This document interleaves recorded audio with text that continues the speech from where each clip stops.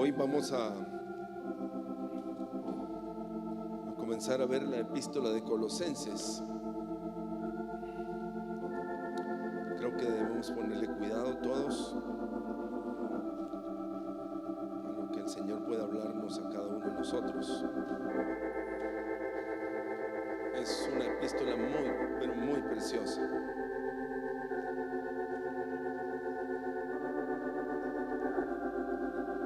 Quiero comenzar de esta forma, leyendo un pensamiento que escribí esta mañana.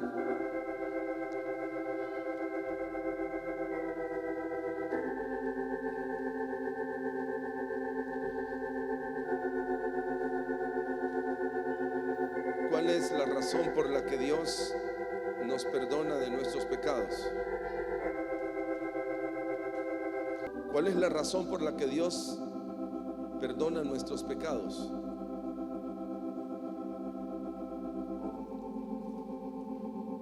Voy a explicarles. La razón por la que el Señor perdona nuestros pecados es porque Él conoce nuestra naturaleza. Y Él sabe que para nuestra naturaleza es imposible que ésta actúe conforme a la voluntad de Dios.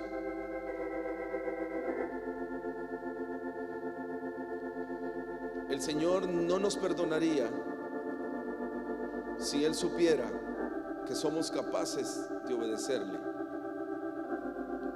Pero la razón por la que Él nos perdona es porque conoce nuestra naturaleza. Y Él sabe que en nuestra naturaleza es imposible que un hombre actúe conforme a la voluntad de Dios. Esto no es un pretexto para pecar.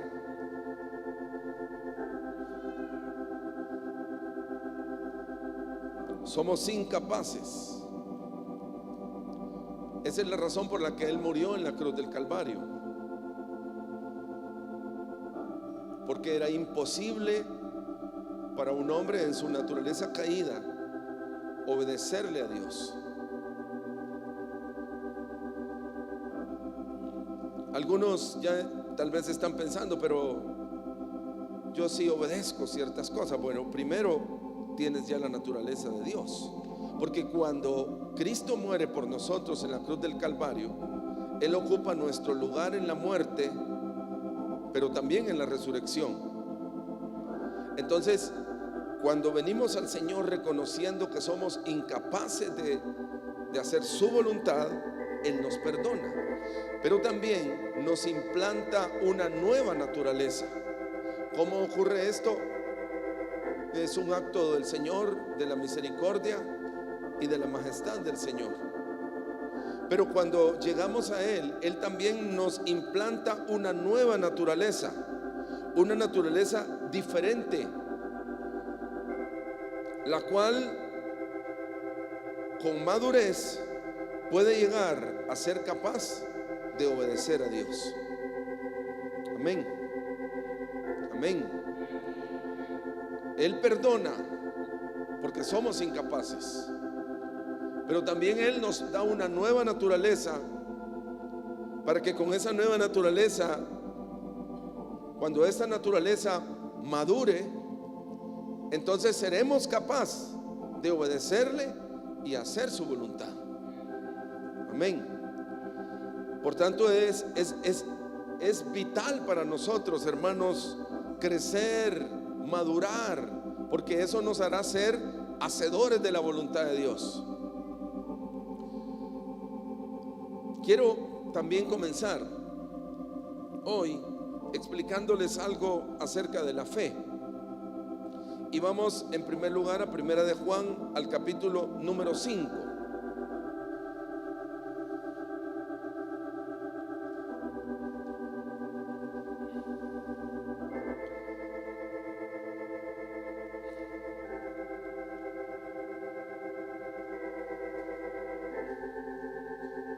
Dice, voy a leer solo una parte del versículo 1 y luego voy a saltearme al 4 por el tiempo. Dice, todo aquel que cree que Jesús es el Cristo, ¿qué sucede? Es nacido de Dios. Bueno, muchos memorizaron esta epístola. Todo aquel que cree que Jesús es el Cristo, entonces él es nacido de Dios. Él recibe una nueva naturaleza. Verso 4. Porque todo aquel que es nacido de Dios, ¿qué dice ahí? Vence al mundo. Todo aquel que es nacido de Dios vence al mundo. Amén. Amén. Y esta es la victoria, sigue diciendo, que ha vencido al mundo. ¿Qué es lo que vence al mundo? Nuestra fe. Entonces yo voy a hacerles como un extracto de esto. O nuestra fe vence al mundo, o el mundo vence nuestra poca fe. En otras palabras, o vencemos o somos vencidos.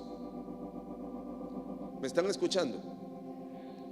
Eso ocurre, hermanos, yo lo he visto demasiado.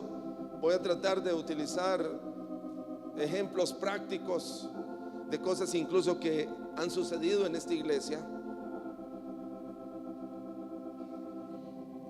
Pero algo que hemos visto es como el hombre es vencido por el mundo. Y debes saber, hermanos, que la única forma de vencer el mundo es si nos convertimos en hombres de fe. Amén. ¿Qué es lo que vence la fe? El mundo. ¿Y qué es el mundo? Vamos a leer en Primera de Juan, ahí mismo en el capítulo 2. ¿Qué es lo que vence la fe?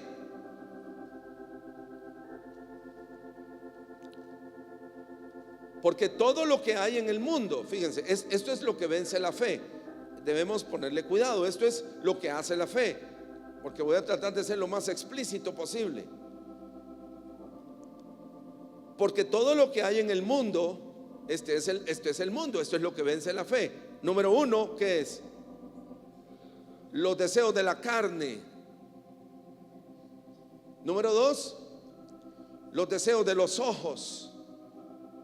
Y número tres, la vanagloria de la vida. Son tres áreas bien grandotas, que esa es la razón de la fe. La razón de la fe en nosotros es que si crecemos en la fe puede llegar a vencer los deseos de la carne. ¿Cuáles son los deseos de la carne? Bueno, hay una lista grande en Gálatas 5, empezando del versículo aún del 17, pero el 18 dice: porque si sois guiados por el Espíritu de Dios, no estáis bajo la ley, y manifiestas son las obras de la carne. Esto es lo que vence la fe, porque dice que vence, ¿qué dijimos? Las cosas que hay en el mundo, los deseos de la carne. ¿Cuáles son los deseos de la carne? Esto es lo que vence la fe: el adulterio, la fornicación, la inmundicia, la lascivia, la idolatría, la hechicería, las enemistades, los pleitos, los celos, las iras, las contiendas, las disensiones, las herejías, las envidias, las homicidios, los borracheros, las orgías y cosas semejantes a estas son las que vence la fe. Entonces les pregunto yo, ¿cuántos de nosotros necesitamos fe? Porque miren, hermanos, hoy muchos incluso de los que están aquí o de los que estamos aquí, estamos siendo vencidos por el mundo. Lo que Dios quiere es que nuestra fe venza al mundo y no que el mundo nos conquiste a nosotros, y en otras palabras destruya nuestra fe. ¿Por qué quiero compartir la epístola de Colosenses? Yo les dije que habían versículos claves en estas epístolas y ya voy a volver a la fe. Y en realidad estoy en la fe, pero quiero que lean 1:9 de Colosenses. Dice: por lo cual también nosotros, desde el día que lo oímos, no cesamos de orar por vosotros, colosenses, y de pedir que seáis llenos ¿de qué? Del conocimiento ¿de qué? De su voluntad. Él quiere que los colosenses sean llenos del conocimiento de la voluntad de Dios. Pero les dije también que Efesios, Filipenses y Colosenses son 3 libros que en cierta forma nos hablan de diferentes temas, pero que tienen en común que para entender la voluntad de Dios, en este caso, se necesita tener ¿qué? Sabiduría e inteligencia espiritual, no natural.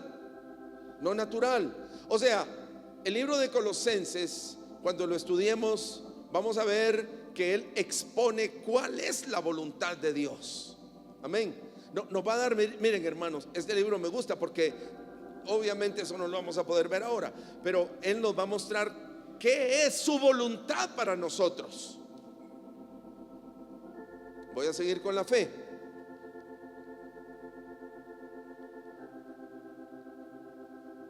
El mundo es nuestro enemigo. Amén.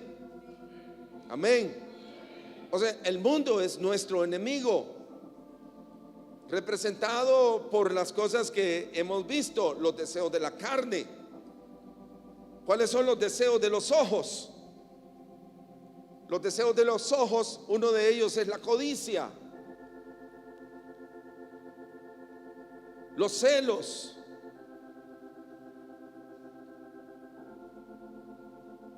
la envidia, el resentimiento. Estas cosas vence la fe. Y la vanagloria de la vida son aquellas cosas vanas, hermanos, en las que el hombre se siente grande por tenerlas, pero es equivocado. El trabajo es arduo, es mucho, hermanos. El trabajo de la fe es un trabajo arduo, porque la meta de la fe es vencer el mundo que a tantos ha conquistado. Por eso es que en vez de que el mundo sea vencido por nuestra fe, sucede que el mundo vence a la fe.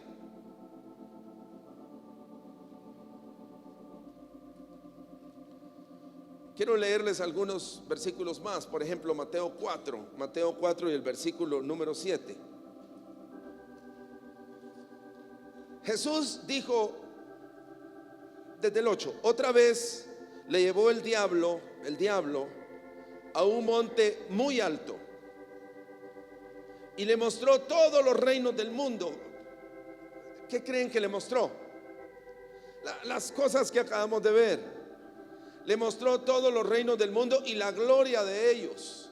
Y le dijo: todo esto te daré si postrado me adoras. Entonces Jesús le dijo: vete, Satanás, porque escrito está: al Señor tu Dios adorarás y a Él solo servirás. Amén.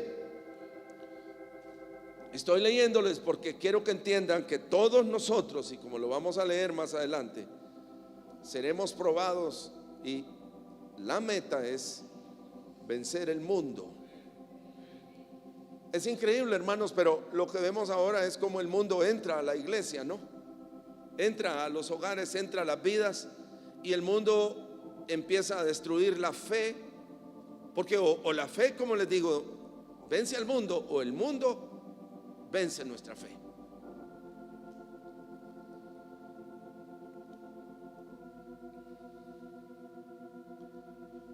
Vamos a Primera de Pedro capítulo 5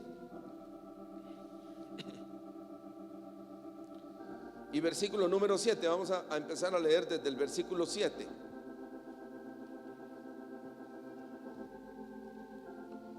Y creo que cada uno debe de comenzarse a preguntar: estoy creciendo en la fe y mi fe está venciendo el mundo, porque esa es la victoria, no que nuestra fe venza al mundo, o el mundo está venciendo mi fe, está destruyéndome, porque si es así, de hecho hay que decir, yo estoy fuera de la voluntad de Dios, fuera de la voluntad de Dios. Y yo comencé diciéndoles, hermanos, que Él nos perdona porque el Señor sabe que somos débiles. La naturaleza que tenemos caída es incapaz de hacer la voluntad de Dios, pero por eso Él pone en el nuevo nacimiento su espíritu, una nueva naturaleza, para que esta naturaleza, madurando, creciendo, sea capaz de hacer la voluntad de Dios. Aleluya, amén, amén.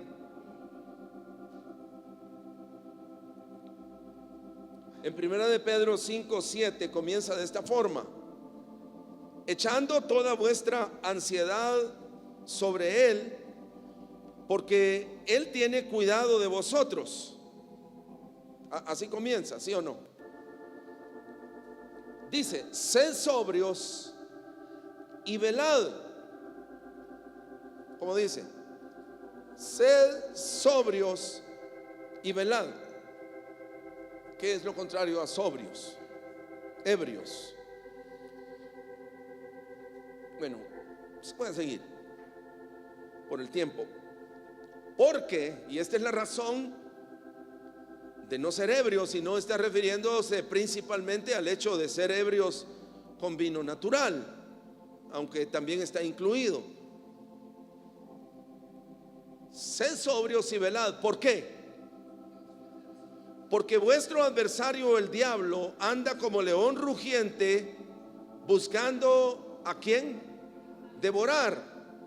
Pero sigue diciendo en el versículo número 9: al cual resistid firmes. ¿Cómo?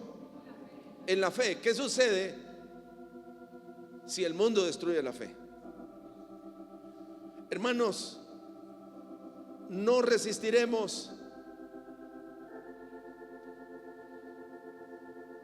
Yo creo que no es retórico esto, decir que el diablo está cual león rugente viendo a quién devorar. ¿A quiénes devora? Hermanos, a los hombres que no están resistiendo firmes en la fe. Van a ser devorados. No están resistiendo firmes en la fe porque no les importa la fe. Pero un hombre que resiste firme en la fe va a ser un hombre capaz de vencer la tentación del enemigo. Amén. Y sigue diciendo que deben de saberlo esto, sabiendo que, algo que debemos saber, porque algunas veces cuando nos vemos en situaciones muy difíciles pensamos que somos los únicos, y no. Aquí dice: sabiendo que los mismos padecimientos se van cumpliendo ¿en quién? En vuestros hermanos a lo largo y lo ancho de lo que es la faja de cristianos. No hay cristiano alguno que se escape. Y no hay cristiano alguno, hermanos, que pueda vencer la tentación, el mundo, si no es por la fe. Amén. Mas el Dios de toda gracia, el verso 10, que nos llamó a su gloria eterna en Jesucristo, después que hayamos padecido un poco de tiempo, porque eso es padecer, amén. Cristo en el desierto, en la tentación, estaba padeciendo, al cual dice que todos los hermanos padecen. Mas el Dios de toda gracia, que nos llamó a su gloria eterna en Jesucristo, después que hayáis padecido un poco de tiempo, Él mismo, y esto es hermoso, os perfeccione. Aquí vamos a entender qué es la perfección. Esto es la perfección. Un hombre perfecto es esto: perfeccione. que sea un hombre que, uno, firme, firme. El griego de esta palabra es un hombre que está fijamente, no es movido de su modo de pensar, no es fácilmente movido, o sea, firme. También, hermanos, fortalecido. Y la palabra fortalecido es un griego interesante, porque nos está hablando básicamente de tener poder espiritual. Amén, amén. Miren, nada de lo natural, y es uno de los temas de Colosenses. Cuando lleguemos, algunas veces me voy a saltear y no lo voy a ver porque el libro es largo, pero es uno de los temas de Colosenses. Nada natural puede ayudarnos, nada natural puede ayudarnos a tener finalmente la victoria. Nada natural, sino solamente las cosas espirituales. Uno es la fe, otro es ser, como dice también, fortalecidos. Esta es la palabra fortalezca, es la misma palabra que dice siendo fortalecidos con poder en el hombre interior por su espíritu. Y finalmente también nos establezca. Y el griego de esto es estar cimentados. ¿Cómo podría moverse un hombre en lo natural que tiene cimientos? Amén. Es lo que el Señor quiere, pero contrario a eso es algo que vemos. A mí me llena de tristeza, hermanos amados. Me llena de tristeza esta vida, sobre todo en la juventud. Y quiero empezar a ponerles casos para que no crean que esto es pura teología. Es para la vida, hermanos. ¿Qué es lo que vemos? Por ejemplo, hemos dicho claramente que la universidad no es para todos. Pero el problema grave es que, hermanos, para muchos lo único que evidencia es su forma débil en la fe. Llegan a las universidades y empiezan a ser arrastrados.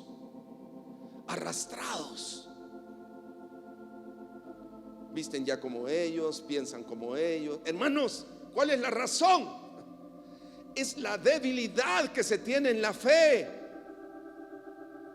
Es como que, y ¿saben qué es lo tremendo para mí?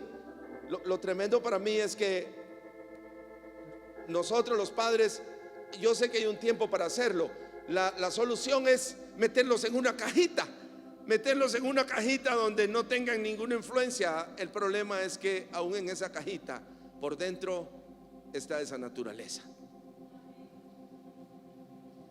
Meterlos en una cajita donde en esa cajita ellos no tengan contacto con nada. Hermanos, ¿por qué no resistir firmes en la fe?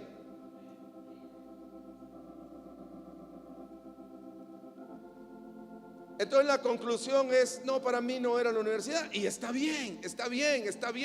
Pueden ser muchos casos, pero también yo veo que se pone en evidencia, hermanos, solamente una vida débil, que no son capaces de resistir un pequeño contacto con el mundo y ya están enamorados del mundo. 3 palabras que les dice un hombre del mundo y ya están enamorados. Entonces, hermanos, ¿en qué estamos? La Biblia dice que estamos en el mundo, pero ¿qué? Bueno, es un bonito dicho, ¿sí o no? Es un bonito dicho, pero para que eso tenga realidad, hermanos, ¿cuántos saben que un día van a tener que salir a trabajar? Especialmente los hombres van a tener que salir a trabajar, a laborar, van a tener que salir a ganarse la vida. Pero no, porque las personas del mundo solo evidencia la debilidad de tu fe. Y miren que no estoy animando a nadie que estudie en la universidad. Yo creo que lo más importante, por eso quiero estudiar este libro, es hacer la voluntad de Dios. pero que no ponga en evidencia nuestra debilidad. Un contacto con alguien del mundo y ¡pum!, a correr.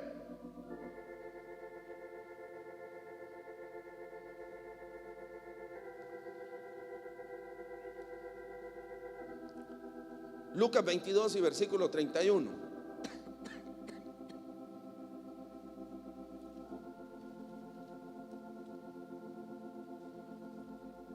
Lucas 22 y versículo 31. Al cual, recordemos estas palabras, al cual, hablando del Satanás, resistid firmes en la fe. Ahora quiero que lean Lucas 22, 31. Dijo también el Señor: Simón, Simón, he aquí Satanás os ha pedido para zarandearos como a trigo. Y el versículo número 32 dice: pero yo he orado por ti. ¿Para qué? Para que tu fe no falte. ¿Qué es lo único que nos sostendrá, hermanos amados? Miren, yo recuerdo el testimonio, en realidad yo no lo he leído, pero lo escuché de alguien, el testimonio de Susana Wesley. Un día le dijo: Señor, yo ya hice lo que pude hacer por mis hijos, ahora te queda a ti, Señor. Porque el fin de la vida es seguir al Señor, ¿sí o no? Amén. El fin de la vida es seguir al Señor. Ese es el fin. Un día los varones serán cabeza de familia, pero qué triste es ver muchachos cabezas de familia que, hermanos, corriendo detrás del mundo. No. Esa es la razón por la que no podemos del todo, hermanos, tener a nuestros hijos metidos en una cajita.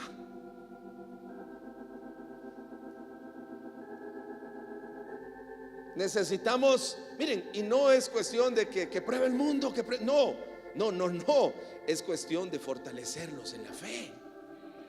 Es cuestión de que nosotros como padres estemos seguros que nuestros hijos son hombres y mujeres de fe.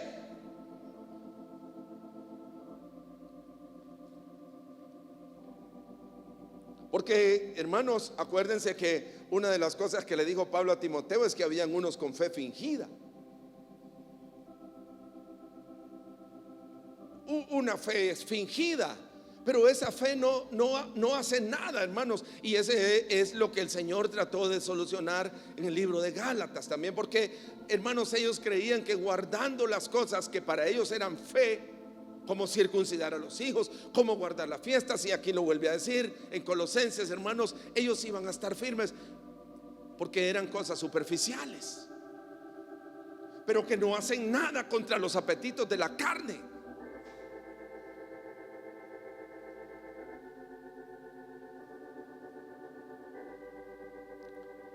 Pero yo he orado para que tu fe no falte. Zarandeó el diablo a Pedro, y muchísimo, hermanos, y estoy seguro que quizás si yo hubiera estado ahí también hubiera sido zarandeado. No fue fácil, él arriesgó su vida, ¿sí o no? Cuando lo confrontó esa mujer: yo te he visto que eres uno de ellos. Sí, dijeron tres, y él dijo: no, yo no lo conozco. Hermanos, su vida estaba en peligro, ¿sí o no? Y seamos realistas, la fe que Dios quiere que tengamos es una fe tan poderosa, hermanos, que aún seamos capaces de resistir hasta la sangre, pero no negar a nuestro Señor en nuestras vidas. Esa es la meta. Estoy diciendo que eso es fácil, no, estoy diciendo que esa es la meta. Por tanto, yo necesito crecer en la fe. Yo les he dicho, hermanos, que básicamente la fe es una relación con Dios. Es una relación con Dios.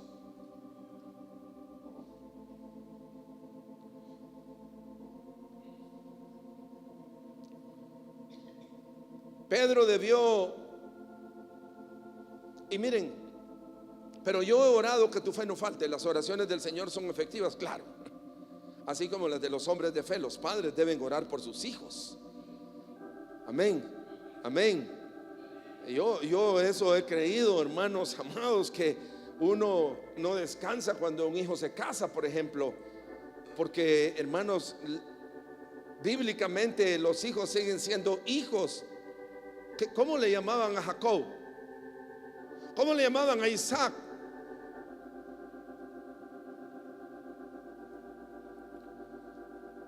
Porque tenemos la responsabilidad de seguir orando, de seguir suplicándole al Señor, de interceder, amén, por nuestros hijos, por nuestros nietos, hermanos, por nuestros bisnietos, por unas generaciones que vienen después, para que corran en pos del Señor.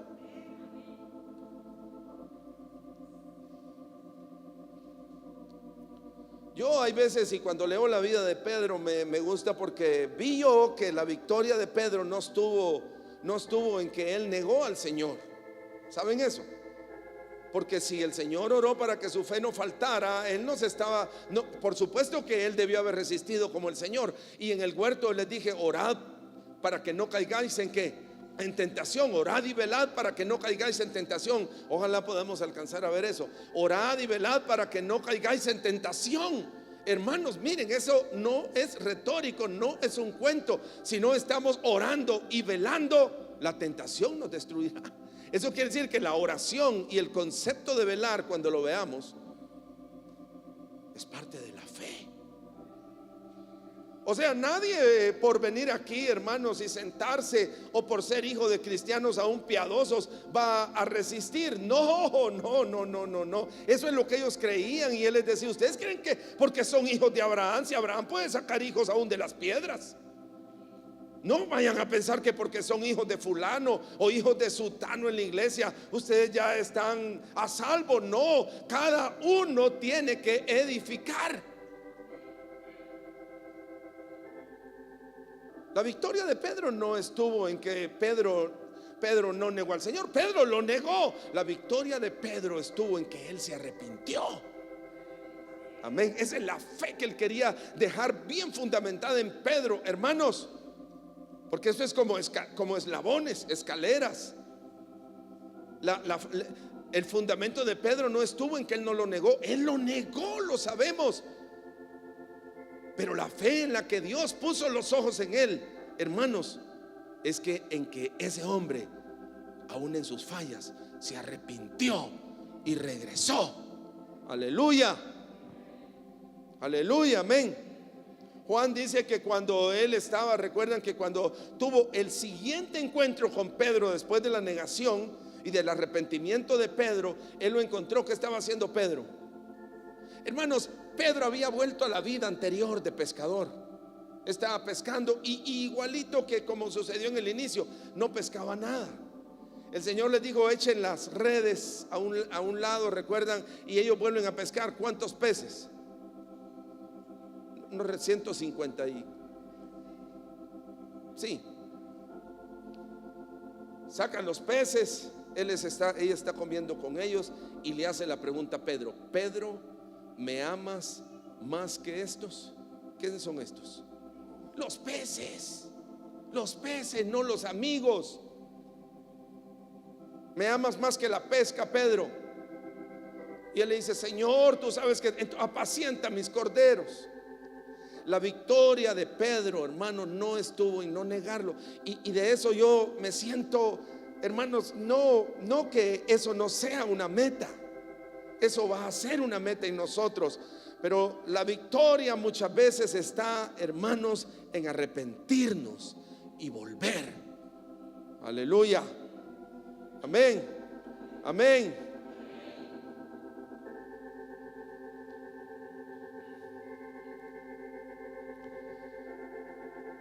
Estoy hablándoles de la fe porque es la única forma de entender el libro de Colosenses. Y vamos a Colosenses, al capítulo 1.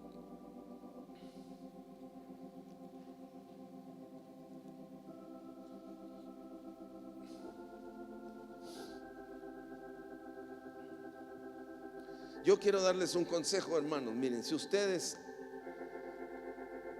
son débiles en áreas, entonces deben de ser sabios. Ese WhatsApp es una cosa muy terrible, ¿no? Porque en ese WhatsApp la gente muestra su desnudez. Le dan el WhatsApp a los hermanos y sacan estados donde aparecen bailando o haciendo. Hombre, digo yo, uno no hay que mostrar la desnudez. Amén. Es mejor, miren, sabemos que estamos buscando un camino de santidad, y si usted no está aquí buscando un camino de santidad, hay muchas otras iglesias. Usted puede irse para allá. Pero si usted quiere buscar agradar al Señor, hombre, sea sabio. ¿De acuerdo? Sea sabio siquiera, no muestre, no se levante solito las hojas de higuera.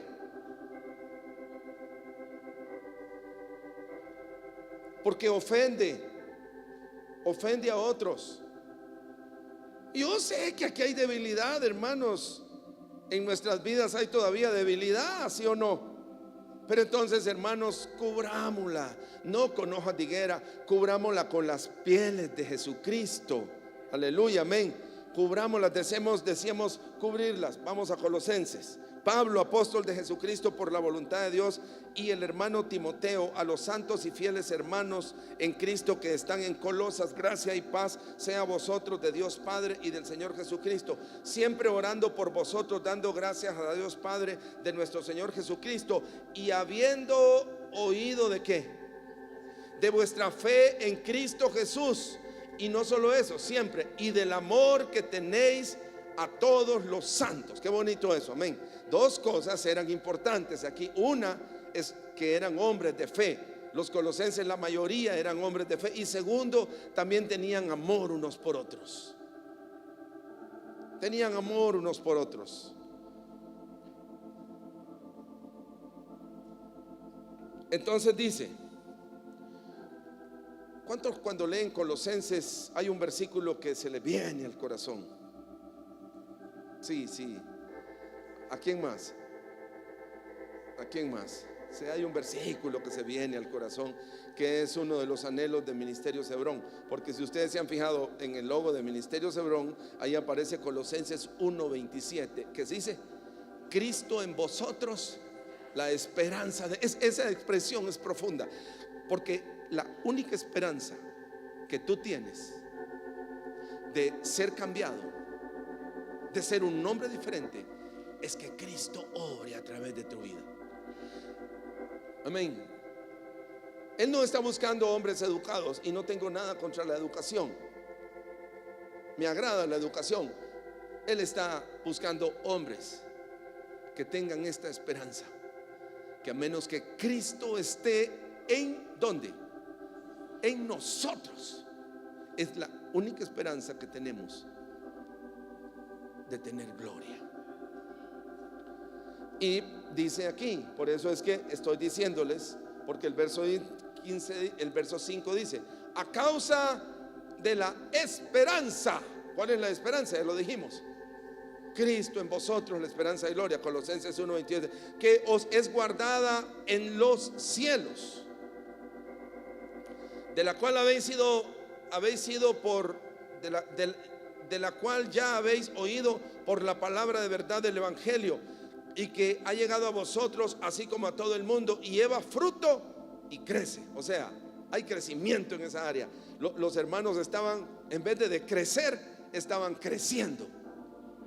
Estaban creciendo. Así es de que también, para darles una de cal y una de arena, está bien, fueron a la universidad, fracasaron. No por el estudio, estoy seguro. Bueno, algunos están felices identificándose con el mundo, allá cada quien. Pero algunos otros dijeron: no soy capaz. Entonces lo que tú estás diciendo es que necesitas crecer en la fe. Amén. Y no estoy diciendo para tal vez volver o hacer algo diferente a la voluntad de Dios, pero debemos ser conscientes. Amén. Porque la victoria de Pedro no estuvo en que él no negó al Señor. La victoria de Pedro estuvo en que él se arrepintió. Amén. Por eso estoy tocando este versículo tan hermoso. Y sigue diciendo: como lo habéis aprendido de Epafras. Bonito. Saben una cosa que a mí ahí en el fondo me dio como bastante aliento, alegría. Es que si ustedes ven la vida del apóstol Pablo y al final del libro se ve, él tuvo pocos judíos que le siguieron, solo uno que se llamó Jesús, pero hubieron muchos gentiles que lo siguieron, ex gentiles convertidos al cristianismo. Eso me anima. Epafras era uno. Epafras era un hombre muy precioso, aún. Y miren, voy a echar un cimientico más. Vamos a 2 de Timoteo, creo que capítulo 4. Vamos a ir corriendo.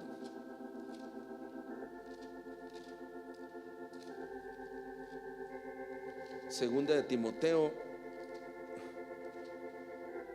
capítulo 4, sí. Y versículo número 6. Leamos desde el 6. Porque yo ya estoy para ser sacrificado, y el tiempo de mi partida está cercano. Y dice él, el verso 7: he peleado la buena batalla, he acabado la carrera. ¿Y qué dice en cuanto a la fe? O sea, ¿qué da la impresión de eso? Y el griego está bien traducido. ¿Qué significa guardar la fe? Si la fe fuera este micrófono, ¿qué haríamos? Sí, ahí tenerla, ¿no? Ahí tenerla. O sea, ahí está. Todos los días abriéramos el cofrecito si fuera el tesoro más grande. Ahí está. Eso es lo que hacía Pedro, lo que hacía Pablo. Pablo se aseguraba día con día de que en su corazón había fe. Por eso dice: he guardado la fe. He guardado, por lo demás me está guardada la corona de justicia. El justo vive por la fe, la cual me dará el Señor. Bueno, verso 9. Procurad venir pronto a verme, le dice a Timoteo. ¿Por qué? Verso 10. ¿Por qué? Porque Demas, ¿qué hizo Demas para desampararlo? Eso. ¿Qué significa amar el mundo entonces? Y miren, y en Colosenses Demas aún es fiel. Si ustedes leen al final del libro, Demas lo saluda. Porque en Colosenses Demas todavía estaba caminando, pero cuando él escribe la segunda carta al apóstol a Timoteo, él le dice: Demas me ha abandonado. ¿Por qué? Porque Demas amó el mundo más que la fe. O sea, el mundo destruyó su fe, venció a la fe. Demas me ha desamparado, amando el mundo. ¿Cuál será? ¿De cuánto será el testimonio? Fulano, y no el testimonio nuestro, aunque también es importante el testimonio, pero el testimonio del Espíritu, ¿cuál será? Fulano amó más el mundo. ¿Cuál es tu testimonio esta mañana? ¿Cuál es nuestro testimonio, hermanos? O la fe vence al mundo, o el mundo vence a nuestra fe. Quiero que sigamos, voy a avanzar a Colosenses. Vamos a volver a Colosenses.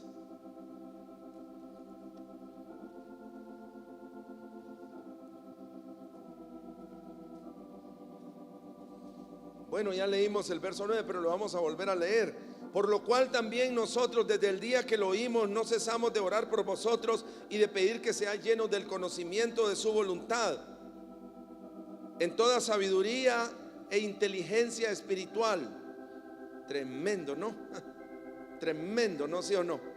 Vamos a ver, hermanos, él les quiere decir que nosotros digamos: esto es lo que me conviene y esto no me conviene. Amén. Yo hago esto y haré esto y seguiré haciendo esto porque es el camino del Señor. Pero algunos hermanos ni saben qué es lo que les conviene. Y sigue diciendo, sigámoslo leyendo: para que andéis como es digno. ¿Y cuál es el propósito de conocer la voluntad de Dios? Para que agrademos al Señor en todo. ¡Qué belleza!, ¿no? Amén. ¿Cuántos quieren agradar al Señor? Miren, hermanos, Señor, ayúdame. Esto es lo que deberíamos de decir: yo quiero agradarte en todo, Señor. Entonces lléname de sabiduría, de conocimiento espiritual mi mente, para que yo sepa tu voluntad y sepa lo que te agrada y lo que no te agrada. Porque finalmente, hermanos, acuérdense, los días de Noé aparecen en Mateo 24, que serán los días del fin. Y la Biblia dice que Noé halló gracia a los ojos de Dios. Amén.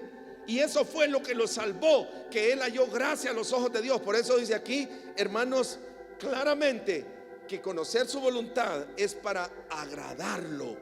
¿Y qué es agradarlo? Muy sencillo, es que hallemos gracia a sus ojos. Aleluya, amén. Amén. Hallemos gracia a sus ojos. Para que andéis como es digno del Señor. Por eso queremos conocer su voluntad en sabiduría e inteligencia espiritual, para agradarle en todo. Y número 2, ¿para qué? Para llevar fruto. ¿Hasta dónde, hermanos, llega todo esto de la fe, no? Para llevar fruto, porque queremos ser fructíferos en toda buena obra.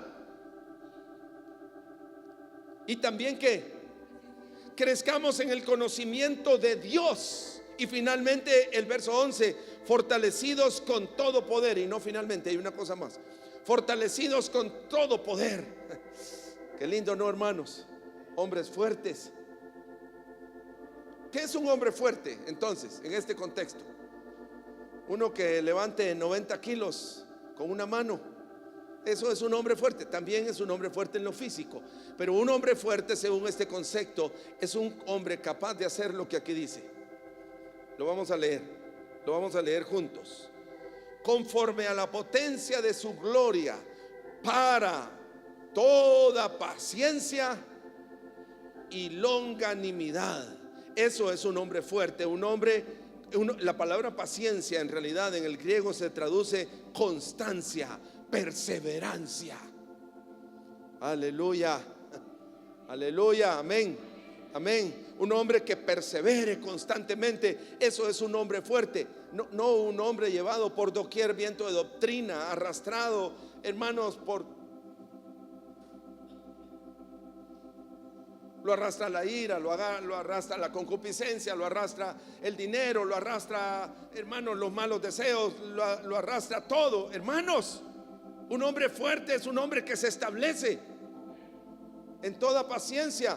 Y también la segunda palabra, longanimidad. Y la palabra longanimidad significa un hombre de aguante largo. Amén. De aguante largo.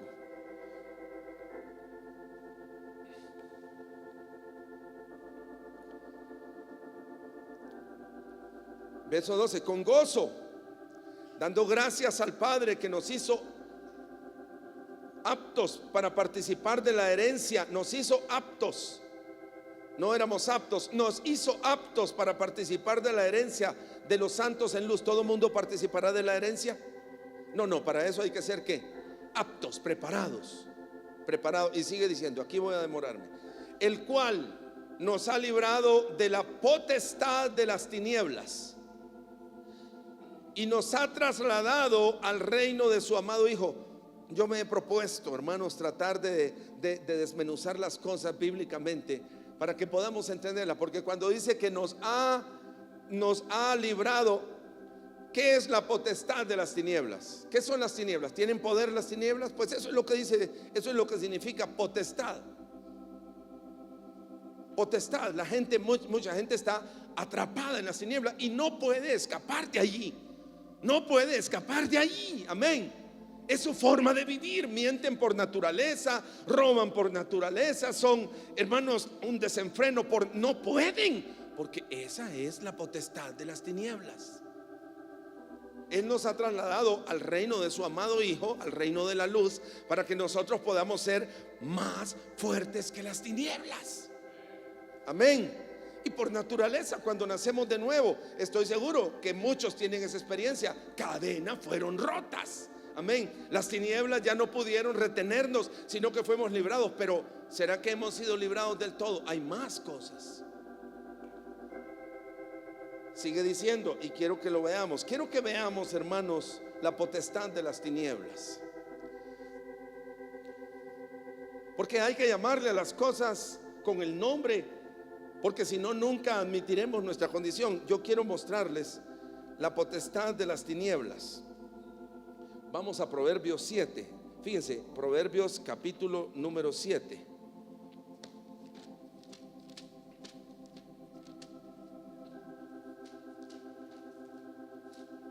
Vamos a Proverbios capítulo 7. Dice, miren cómo comienza diciendo. Yo en realidad vamos a leer el 9, porque el 9 dice, a la tarde del día, cuando ya oscurecía, en la oscuridad de las tinieblas. Vamos a ver un hombre que fue metido en la oscuridad de las tinieblas.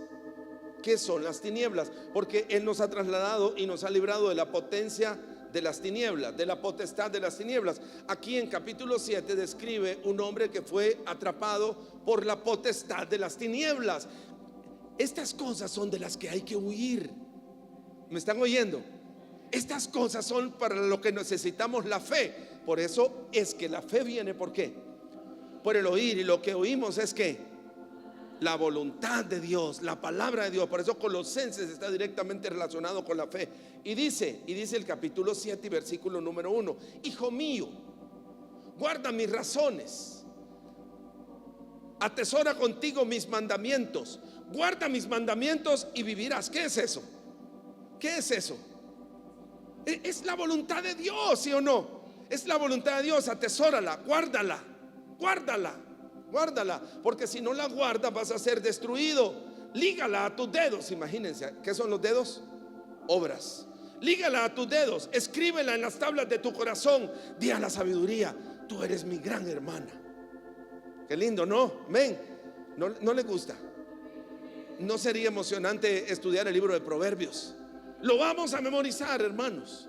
Este año lo vamos a memorizar. Qué fruto espero que haya. Y a la inteligencia llama pariente. ¿Por qué dice? Para que te guarde de las tinieblas, de la oscuridad. ¿Cuáles son las tinieblas de la oscuridad? Léanlo, hermanos, el versículo 5. La mujer ajena.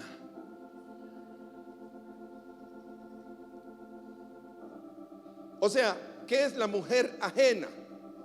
La mujer que no es de uno. Amén. Esa es la mujer ajena. Si quieren mujer, los solteros deben casarse, pero para casarse deben trabajar. Y de ahí mi clamor, hermanos, que no los destruya el mundo, porque pueden truncar sus vidas. Para que los guarde de la mujer ajena y de la extraña, que es tremenda, ¿no? Porque va a llegar como: es que no he conocido otro como usted. Es un tremendo estudiante. Qué admiración siento yo, hombre, por usted. Sí, hermanos, miren, disculpen, solo seamos sabios. Yo lo digo a manera de broma, porque también estas cosas a mí no muy me agradan. Pero dice que el versículo 6 al final, al versículo 7 dice: vi entre los simples. ¿Quién es un simple? No hay tiempo de ir a todo el libro. Simple es un hombre falto de sabiduría. Vi entre los simples y consideré entre los jóvenes a un hombre falto de entendimiento. Y él vino metido. Esto es lo que la Biblia llama la potestad de las tinieblas. Amén. Ahora, ¿por qué quiero mostrarles esto? voy a resumirlo. Ustedes saben de qué se trata. Ustedes saben qué tiempo viene para nosotros. Y sería bueno que lo entendiéramos. Sería bueno que lo entendiéramos, porque muchos no lo entienden. Son ignorantes. Si esto es tinieblas, y hay más, tengo más ejemplos aquí, pero por el tiempo no lo voy a dar. Si ustedes quieren estudiar, Isaías 62, por ejemplo, es un texto muy conocido. ¿Qué dice Isaías 62? Que las tinieblas cubrirán la tierra. La potestad de las tinieblas cubrirá ¿qué? La tierra. Y oscuridad cubrirá ¿qué? Las naciones. Pero nos dice, mas sobre ti nacerá tu luz, su luz. Bueno, quiero que veamos 3 escrituras proféticas. La primera en Joel capítulo 2 y versículo 2. La primera escritura en Joel capítulo 2 y versículo 2. Desde el 1, pero quiero cortar. Del 1 ustedes si lo leen dice, viene el día de Jehová. Así termina el 1, el versículo 1. Porque está cercano. ¿Y qué más dice? ¿Cómo será el día de Jehová? Día de tinieblas y de oscuridad. ¿Qué significa eso? Hermanos, interpretémoslo, por favor. ¿Qué significa eso? Que estas cosas serán muy comunes. Que esas cosas serán muy comunes, simples siendo destruidos. Que estas cosas, eso es lo que significa, hermanos, día de tinieblas y de oscuridad, de nube de sombra. Vamos a leer Amós 5:20 rápidamente. Está ahí 2 paginitas adelante de Joel 5:20. Y es una pregunta, dice: ¿no será el día de Jehová tiniebla sino luz, oscuridad que no tiene resplandor? ¿Qué es el día de Jehová? Es el tiempo del fin. Es el tiempo del fin, ¿sí o no? ¿Cómo será el día del Señor entonces? Entonces la pregunta es, ¿urge la fe? Hermanos, urge. Urge la fe, porque la fe es lo único que vence las tinieblas. Porque nuestra naturaleza, si la dejamos crecer, nuestra naturaleza, la naturaleza de cualquiera de nosotros, terminará amando el mundo. Pero la batalla es que la fe venza al mundo. Amén. Amén. Y esto no ocurre automáticamente. Esto es un proceso, un trabajo. Les dije, hermanos, y voy a tener tiempo, la próxima vez voy a hacerlo. Quiero que entiendan cómo crece la fe. Recuerden lo que les dije cuando le dijo a aquella mujer pecadora: tu fe te ha salvado. ¿Qué es lo que manifestó ella entonces? Fe. ¿Y qué es lo que manifestó? Recuérdense cuando entra él a casa de Simón el fariseo. Ella llega y entra y empieza a derramar sobre él perfume, y empieza a regar con llanto sus pies, y derrama perfume sobre sus pies, hermanos, y seca y enjuga los pies. Eso es un cuadro que nos dice que eso era ¿qué? Era fe. ¿Y qué tuvo ella por él? 2 cosas, hermanos: humildad, porque todo lo hizo en los pies, ¿y qué? Y amor. Y le dijo: Simón, ¿quién amará más? Recuerda, estoy solo, ojalá que todos hayan leído ese pasaje. Al que se le ha perdonado más, ama más. Oh Cristo Jesús. Y Sofonías 1:15 dice lo mismo. Solo anótenlo si quieren. Que estoy tratando de comprobarles que el día que viene no va a ser un día de luz, sino que comenzará con que las tinieblas cubrirán la tierra, como dice Isaías 60, y oscuridad cubrirán las naciones. ¿Cómo están las naciones ahorita, hermanos?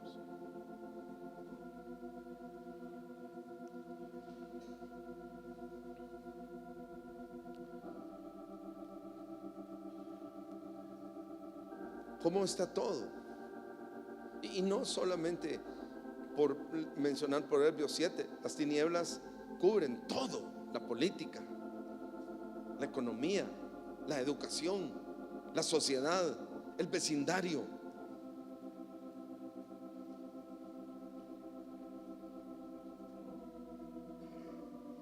Pero eso está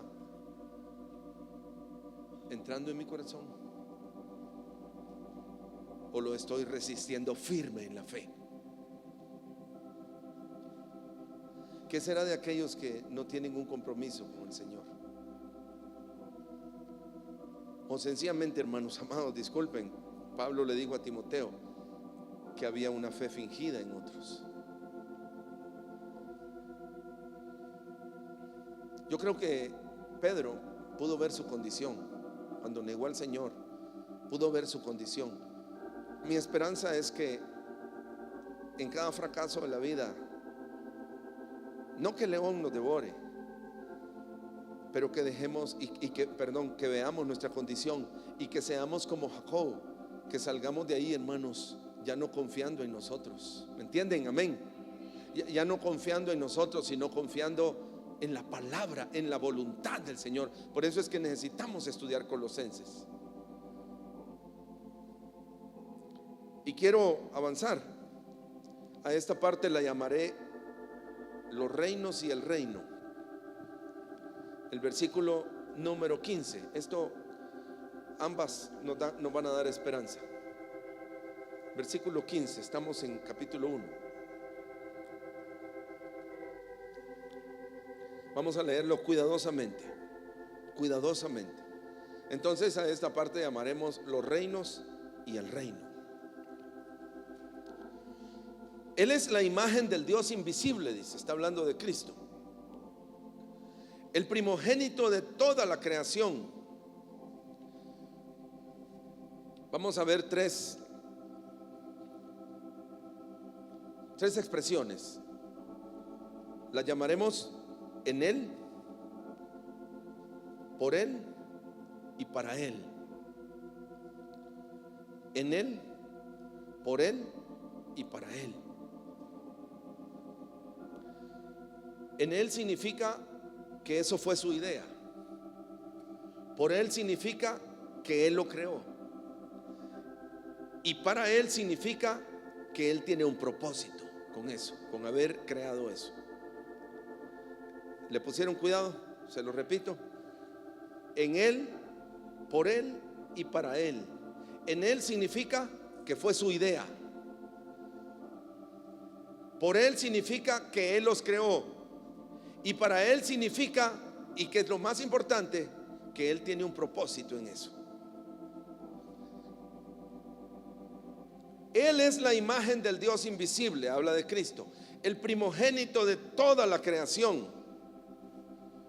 Aquí viene la primera. Porque en Él fueron creadas todas las cosas. O sea, les dije que en Él significaba, es su idea. En Él fueron creadas todas las cosas. Pero aquí no va a hablar de las flores y los pájaros, que Él los hizo, sino que va a hablar de otro grupo. Lo que hay en los cielos y lo que hay en la tierra, lo visible y lo invisible. Y lo categoriza así: sean tronos, dominios, principados y potestades. Voy a traducírselos en estas cuatro expresiones. Tronos. ¿Qué son tronos? Es donde se sientan los grandes gobernantes o pequeños gobernantes sobre la tierra. O sea, que está hablando que toda la creación, y estamos hablando en un sentido de tronos, dominios, principados y potestades. Por eso les digo que no habla de aves, de peces, de flores, de pájaros, sino que está hablando de que Él es el que creó las naciones, grandes y pequeñas. ¿Quién las creó? O sea, tengan, hermano, miren, yo no puedo hacer esto, pero de todos modos se los advierto, abran su corazón, porque esto es muy importante. Esto podría darnos tranquilidad. Porque las naciones del mundo fueron idea de Dios. Y no estoy hablando de Israel. Estoy hablando de todas las naciones del mundo, fueron idea del Señor. Y ahí podemos hablar de China, podemos hablar de Rusia, ¿sí o no? Hasta podemos hablar de Karaquistán. ¿Saben quién es Karaquistán? Caracas, Venezuela.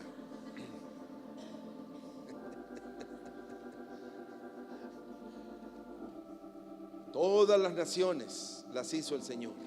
Amén. Gobiernos democráticos, de derecha, socialistas, todos los hizo el Señor. Fue su idea. Fueron hechas en Él, fueron hechas por Él y fueron hechos ¿para qué? Con un propósito. Con un propósito. Él creó el mundo. Y Él tiene un propósito. Tronos nos habla donde se sientan los gobernantes. Dominios nos habla acerca del poder y la autoridad humana. Principados nos habla acerca de la formación de un reino desde el inicio pequeño hasta lo que puede llegar a ser una gran nación en un sentido terrenal y humano. Y potestades nos habla acerca de la capacidad, la fuerza y el poder que puede llegar a desarrollar una nación. Eso habla de poder económico. ¿Quién permite el poder económico de las naciones? El Señor. Amén. ¿Quién puso esa cantidad increíblemente grande de petróleo en Venezuela? El Señor. ¿Entienden? ¿Están entendiendo? Todo lo ha hecho el Señor, porque Él tiene un plan. Amén. Él tiene un plan. Aleluya. Y el verso 17 nos dice algo interesantísimo. Él es antes de todas estas cosas. Aleluya, amén. Y todo ese sistema por Él subsiste. Los Estados Unidos, Inglaterra, Alemania, todas las naciones subsisten por Él. ¿Por qué? Porque Él tiene un plan. Amén. Él tiene un plan. Pero en el verso 18, ahora hablemos de el reino. Ya vimos los reinos, ahora vamos a ver el reino. Y Él dice, es la cabeza del cuerpo que es la iglesia. Miren, grandes reinos, increíblemente a los ojos nuestros poderosos, económicamente, culturalmente. Miren, es imposible, por ejemplo, no ir a los Estados Unidos y desear vivir ahí de forma natural. Casi es imposible. Es muy organizado. Es un país rico, es el país más rico sobre la faz de la tierra. Económicamente, militarmente, pero todo lo hizo el Señor. Y Él es el que hace que todas esas naciones subsistan. Pero Él se constituyó en la cabeza, no de Rusia ni de los Estados Unidos, sino de la iglesia. ¿Estamos entendiendo? Estamos entendiendo, hermanos. Entonces les pregunto yo, y debemos de creerlo, esto es parte de la fe, esto es parte del libro de Colosenses, hermanos. Debemos creerlo, que aunque hayan aún grandes hombres, como dijimos, Jacobo Rothschild, el hombre más rico, dueño de gran parte del mundo. Dios está sobre él. Pero Dios se constituyó, y ustedes entienden qué quiere decir la cabeza, ¿no? Amén. Vamos a verlo, aquí lo dice más adelante, que cuando habla de él como la cabeza, él dice que él es el que tiene la preeminencia. Él quiere tener la preeminencia. ¿Dónde? ¿Dónde? En este grupito, miren, en este grupito de hermanitos pequeños. ¿Saben quién es nuestro rey? Cristo Jesús.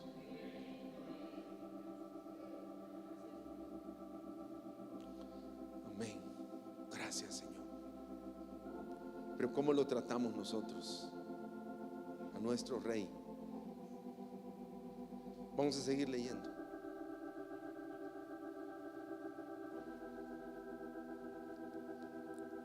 ¿Cómo tratamos nosotros a nuestro rey? ¿Y cómo tratamos este pequeño reino? No, yo quisiera ser parte de Rusia y manejar un Sukhoi. Yo quisiera ser parte de esas grandes naciones. Miren, amados, somos parte del lugar más importante sobre la faz de la tierra, que se llama la iglesia, donde el que creó y sostiene todas las naciones es la cabeza. Nosotros no somos parte de un reino terrenal, hermanos. No somos integrantes de un reino terrenal. Pero, hermanos, ¿cómo estamos viviendo? Y sigamos leyendo, porque aquí dice él. Vamos a leerlo. El que es, dice, y él es la cabeza del cuerpo, que es la iglesia. El que es el principio, es también el primogénito de entre los muertos, para que en todo, y estoy hablando a tu vida, en todo, él quiere ser ¿qué? Eso significa, ¿entienden lo que significa preeminencia? Él quiere ser el más importante en este pequeño grupo de hermanos. En este pequeño grupo de hermanos, él quiere tener la preeminencia.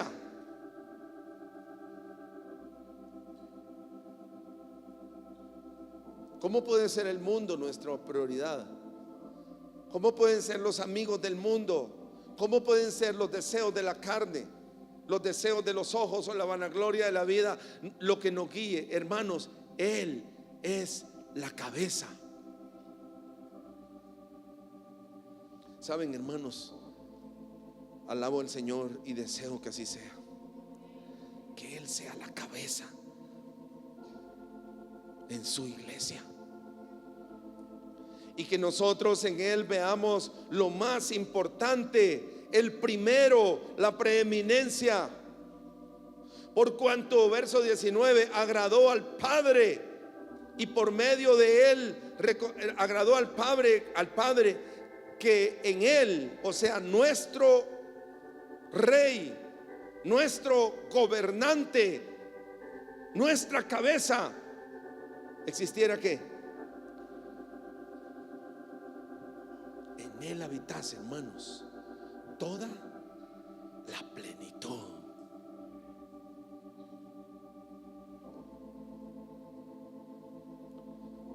Toda la plenitud, todo lo que existe. Hermanos, miren, en realidad cuando yo leí eso, digo esta expresión: no hay nada que temer. Amén. Él tiene el control de todo y no hay nada que temer. Solamente, amados, Él quiere ser el primero en tu vida, la cabeza. ¿Y qué hace la cabeza? ¿Cómo sería un hombre sin cabeza? No tiene ojos. Y está bien pensando un cuerpo que sí puede caminar sin cabeza. No tendría ojos, no tendría cerebro en un sentido natural, no tendría boca para alimentarse, no tendría oídos en la cabeza está lo más importante. Amén. El cerebro que gobierna todo el sistema del cuerpo. Él es nuestra cabeza. La pregunta de esta mañana ¿es Cristo el primero en tu vida? ¿No sería lindo hacerlo, hermanos? Miren, hermanos, no tenemos nada que temer de los reinos del mundo, porque Él tiene un plan. Él es el que los creó, por Él subsisten, dice la Escritura. Entonces hay algo que temer, hermanos amados. No tenemos nada que temer.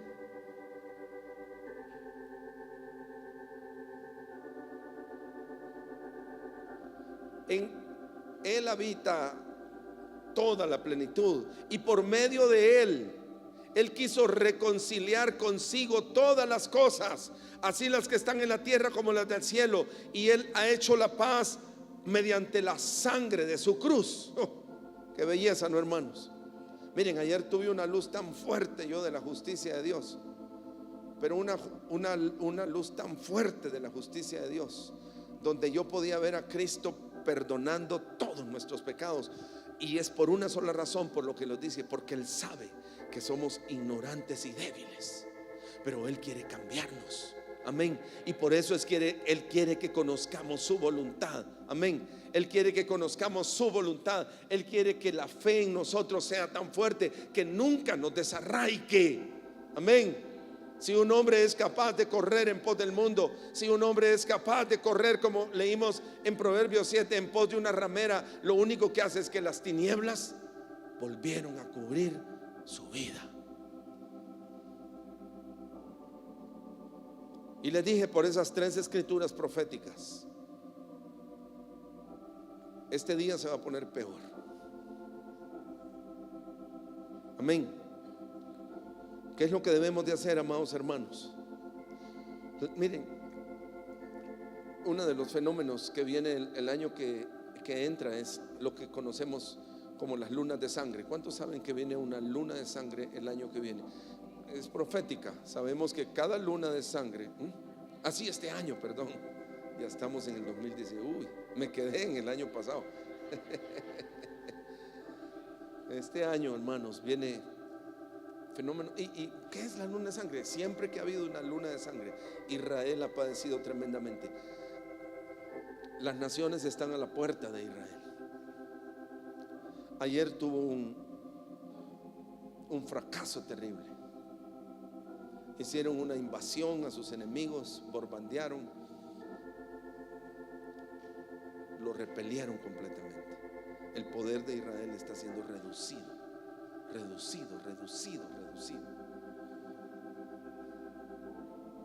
La profecía puede cumplirse muy pronto. Hermanos, Dios quiere hallarnos, como Él dice también. Creo que es Lucas 13. Creo, disculpen si no es así. Pero Él pregunta: ¿y cuando venga el Hijo del Hombre, hallará fe en la tierra?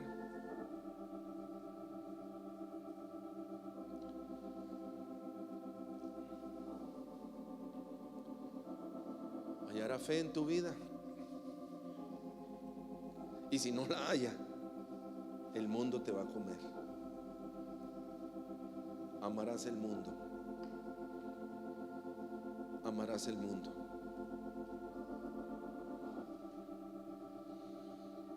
Solo quiero leer el verso 23 para finalizar.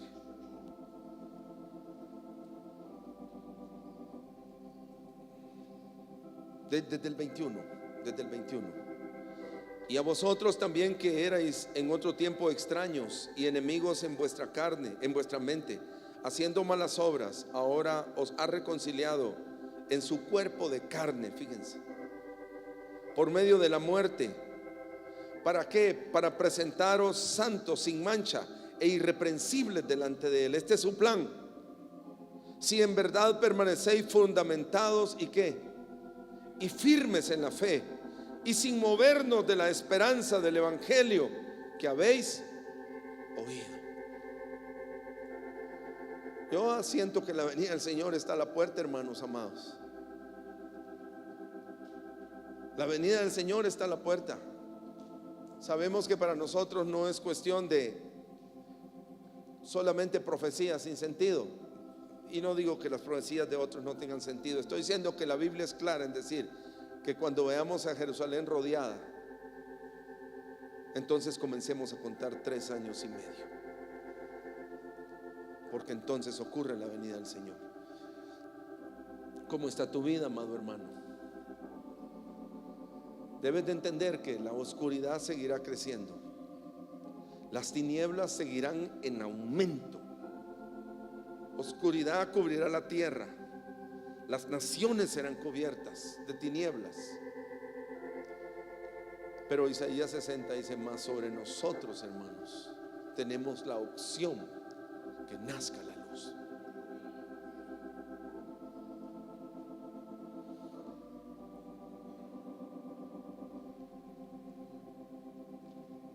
Permanezcamos firmes en la fe.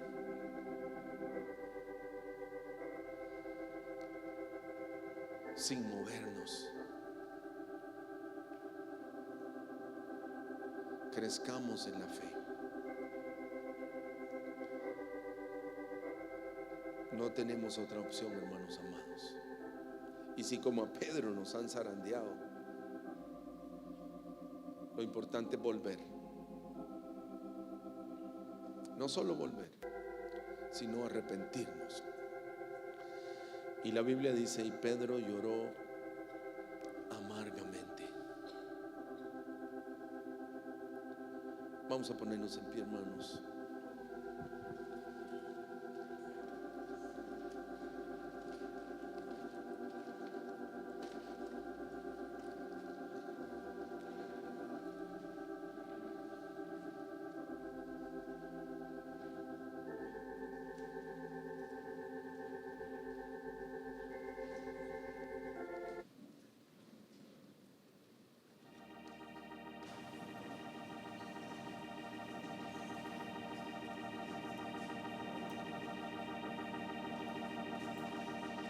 Creo que debemos admitir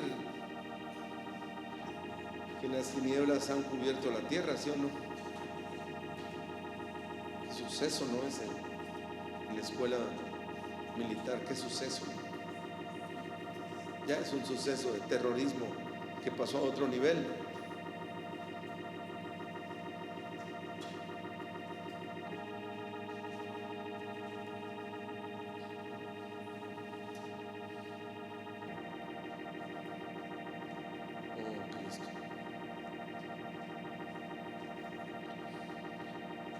Mi esperanza es esa, creer que Dios tiene todo bajo control.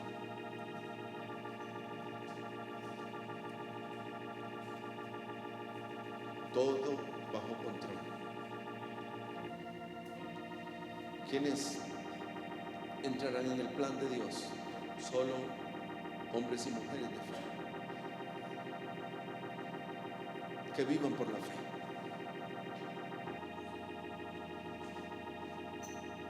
No conforme al mundo. El mundo y sus deseos pasan, hermanos, pasan. Es terrible, ¿no? En estos días veíamos con mi esposa un caso de un hombre, un juez, destruyó su vida por un momentito, una debilidad, un hombre prominente. Señor, las tinieblas están cubriendo la tierra, el mundo, los deseos de la carne, los deseos de los ojos, y la vida vanagloriosa está creciendo vertiginosamente.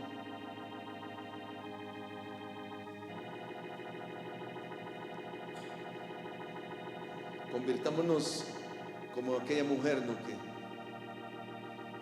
llegó al Señor, a la casa de Simón el fariseo, y llegó a ungir su cabecita, sus pies.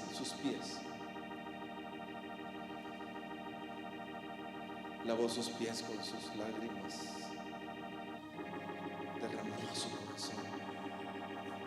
Le iba a decir: Señor, si tú no me salvas, no habrá nadie que me salve, Señor.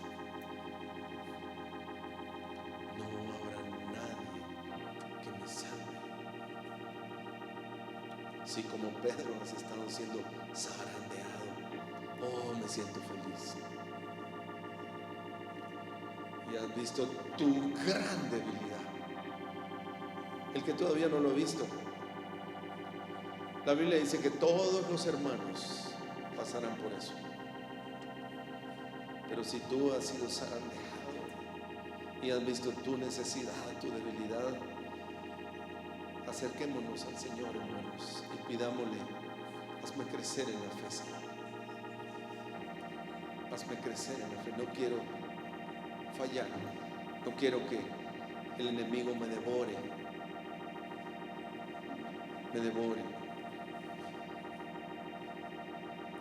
Su nombre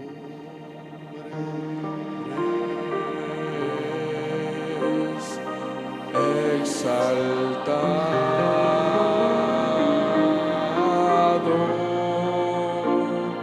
su gloria sobre cielo y tierra.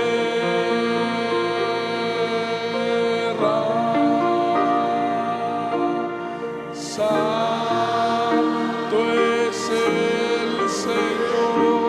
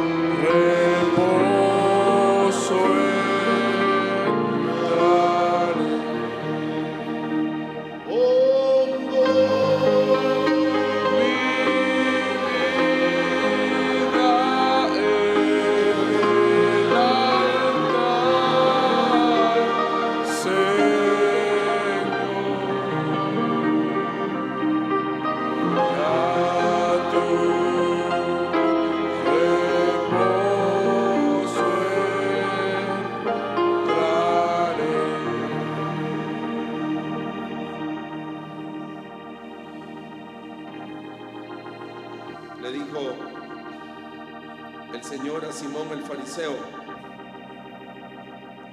¿ves pues esta mujer? Entré en tu casa y no me diste agua para mis pies, mas esta ha regado mis pies con sus lágrimas y los ha enjugado con sus cabellos. No me diste beso, mas esta desde que entré no ha cesado de besar mis pies. No ungiste mi cabeza con aceite, mas esta ha ungido con perfume mis pies. Por lo cual te digo que sus muchos pecados le son perdonados, porque amó mucho. Mas aquel a quien se le perdona poco, poco ama. Y a ella le dijo: tus pecados te son perdonados. Ve en paz, mujer, tu fe te ha salvado. Cristo quiere entrar en tu casita, hermano. Miren, quizás hasta está entrando, pero como Simón, no estamos haciendo lo que Él quiere que hagamos.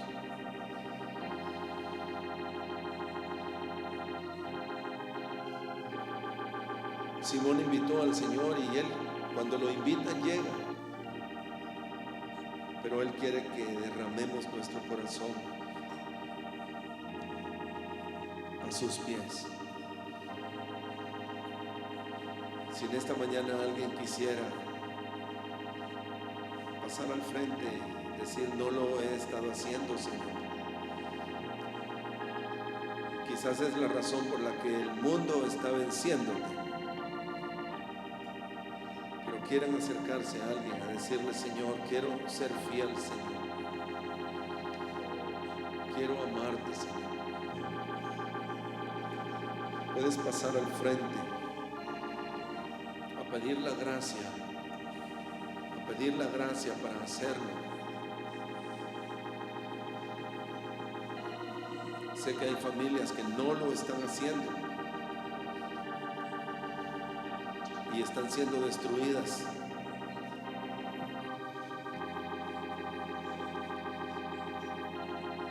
No tengas temor ni vergüenza.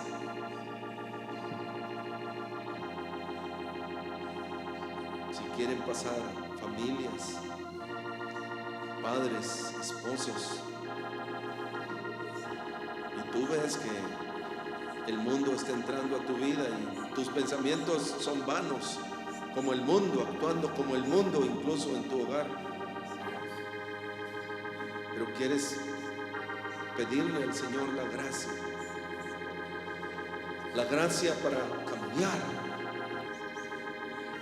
la gracia para hacer su voluntad. Acerquémonos a este altar en un momento de oración.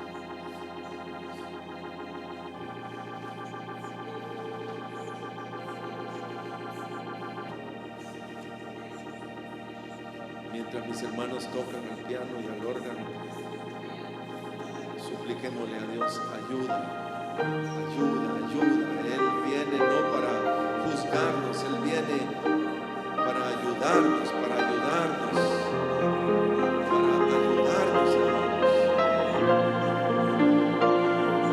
Aleluya, cerca.